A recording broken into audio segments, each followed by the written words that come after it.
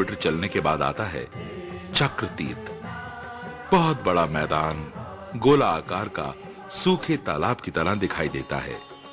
इतनी ऊंचाई पर हिमालय में इतना बड़ा मैदान देखकर अचंभा होता है। भक्तों, 5 पांडव जब स्वर्गारोहिणी की ओर जा रहे थे तो वीर अर्जुन चक्र तीर्थ तक ही आ सका था और यहीं पर अर्जुन ने अपना शरीर त्याग दिया था। इससे आगे भीम, युधिष्ठिर और स्वांग के रूप में धर्मराज गए थे। चक्र तीर्थ में कुछ गुफाएं हैं, अतः यात्री अपनी यात्रा का दूसरा रात्रि विश्राम इन्हीं गुफाओं में करता है। कुछ यात्री आगे भी चले जाते हैं। यात्री रात का भोजन इत्यादि करके नारायण भक्त के साथ भजनों का आनंद लेते हैं। कण कण में बसे हैं हरि हरि, श्रीमन नारायण नारायण हरि हरि, श्रीमन नारायण। और दूसरे दिन आगे की यात्रा शुरू करते हैं। चारों ओर बर्फीली चोटियां हैं।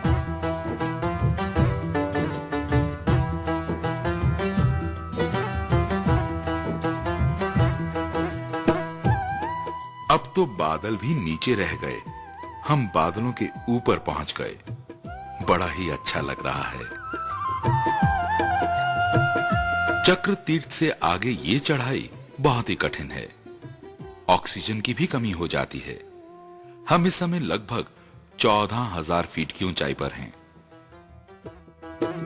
श्री नारायण नारायण बद्री नारायण नारायण। इस चोटी से सामने सतोपंथ टॉप दिखाई देता है। नारायण श्री नारायण लक्ष्मी नारायण नारायण नारायण। और कुछ हिस्सा स्वर्गारोहिणी का। नारायण नारायण श्री नारायण सृष्टि दाता नारायण, नारायण श्री नारायण।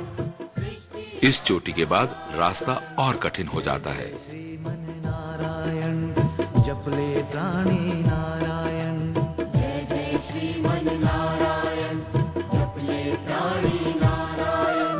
मुक्ति मिलेगी भक्ति मिलेगी भजले प्राणी नारायण, मुक्ति मिलेगी भक्ति मिलेगी भजले प्राणी नारायण। चारों ओर बड़े बड़े पत्थर, बड़ी बड़ी चट्टानों को पार करना पड़ता है। एक चोटी से दूसरी चोटी पर जाना पड़ता है और इस चोटी पर कुछ संत आ रहे हैं। शायद स्वामी नारायण वाले महाराज हैं। ये माताजी भी सतोपंथ तक होकर आ रही हैं। इनको सतोपंथ के दर्शन से इतना आनंद मिला कि अपने आप को प्रभु चरणों में लगाकर धन्य हो गई हैं। वो देख के कितना रोया कि अभी हमको कुछ पता नहीं कि मैं वो सतोपंथ देख के कितना रोया। मन नहीं लगता है जाने का। ये तीर्थ है ही ऐसा जिसके दर्शन से प्राणी की आंखों से भक्ति रस की गंगा बहने लगती है। चक्र तीर्थ से सतोपंथ तक 3 किलोमीटर का रास्ता यात्री की कठिन परीक्षा ले लेता है। ये रास्ता साधारण नहीं बल्कि हमको ग्लेशियरों के ऊपर चलना पड़ता है। नीचे पानी बहता है, ऊपर 20-30 फीट का ग्लेशियर और ग्लेशियर के ऊपर बड़े बड़े पत्थर चट्टाने पार करनी पड़ती हैं। इन पर पांव संभल कर रखना पड़ता है। यह रास्ता नहीं बल्कि यात्री को एक स्थान पर खड़े होकर सामने रास्ते का चिन्ह देखना पड़ता है। ये चिन्ह एक पत्थर के ऊपर दूसरा पत्थर रखकर बनाया जाता है। इस प्रकार यात्री इन चिन्हों को देखकर रास्ते का अनुमान लगाकर चलता है। एक चोटी पर पहुंचकर सामने अलकापुरी का टॉप दिखाई देता है। ये कुबेर का मुकुट है। यही वो जगह है जहां से रावण अपने भाई कुबेर से पुष्पक विमान जीतकर ले गया था। यहीं पर कुबेर के भंडार हैं। यहीं से तिरुपति बालाजी ने पद्मावती से शादी करने के लिए कुबेर से कर्जा लिया था।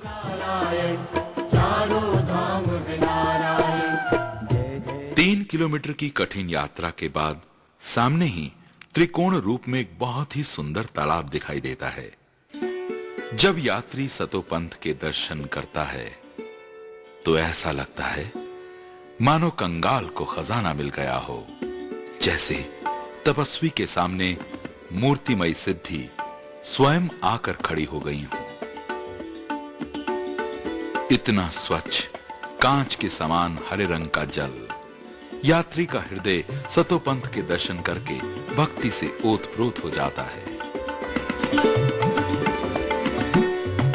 यह स्थान दुनिया में एक ऐसा स्थान है कि प्राणी यहां पर आने के बाद संसार में वापस जाने की इच्छा नहीं रखता।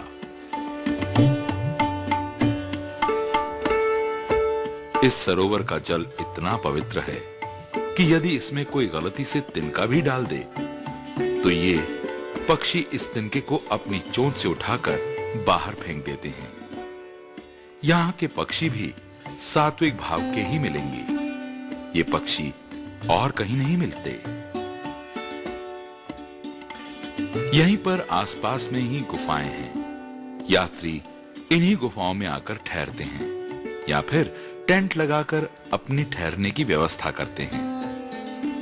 ऋषि मुनि संत यहीं पर इन गुफाओं में रहकर सिद्धियां प्राप्त करते हैं। स्कंद पुराण में लिखा है, एकादशी के दिन यहां साक्षात ब्रह्मा विष्णु महेश तीनों देव सतोपंथ सरोवर में स्नान आदि करके तपस्या करने आते हैं। सतोपंथ के दर्शन पूजा स्तुति करने से क्या फल प्राप्त होता है, यह स्वयं ब्रह्मा जी भी नहीं कह सकते, तो फिर हम क्या कहें। यात्री सिर्फ यहीं तक ही जाते हैं। और पांचों पांडवों में से भीम सतोपंथ तक ही जा सका और यहीं सतोपंथ में अपना शरीर त्याग दिया। यात्री भी सतोपंथ में स्नान करके तपस्या करते हैं। कोई कोई तो अपने ठाकुर जी को स्नान कराकर पूजा करता है।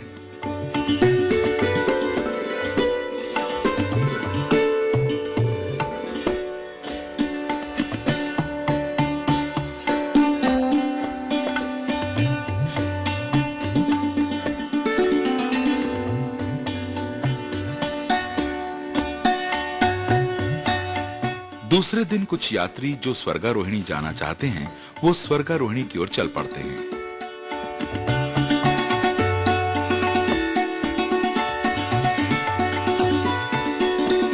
अब रास्ता और भी कठिन है।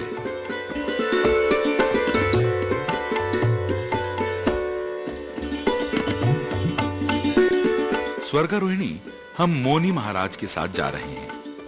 ये मोनी महाराज यहीं सतोपंथ में 12 महीने रहकर साधना करते हैं। ये किसी से बात नहीं करते, बस मौन रहते हैं। किसी से कुछ लेने देना भी पसंद नहीं करते। यहाँ पर रहने वाले संत कभी कच्चे आलू खाकर या फिर पानी में आटा घोलकर पी लेते हैं। ये जड़ी बूटी का भी इस्तेमाल करते हैं जिससे भूख नहीं लगती। बस ये लोग प्रभु चरणों में लीन रहते हैं। ये भी एक नशा है। ऊंचे हिमालय में जहां भगवान के सिवा कोई नहीं रहता।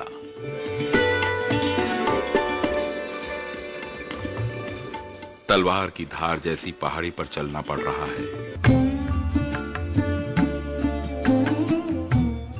दूर चोटी पर पहुंचना है।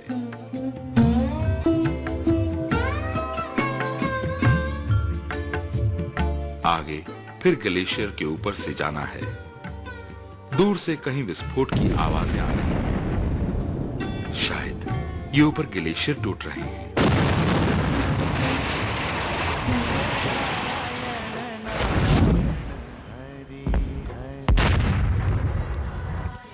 यात्री तो श्री नारायण का जाप करते हुए चलते ही रहते हैं। जय जय नारायण नारायण हरि हरि।